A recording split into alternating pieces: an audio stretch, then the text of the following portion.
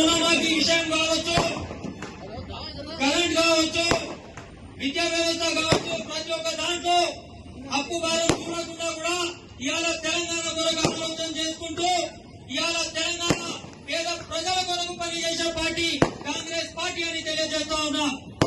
మిత్రులారా, ఇవాళ కొడంగల్కి ఏనాడు లేనిది అద్భుతమైన నిధులు తెచ్చి ఇవాళ విద్యా వ్యవస్థ గాని వైద్య వ్యవస్థ గాని ఇవాళ అద్భుతంగా డెవలప్ జరుగుతా ఉంది.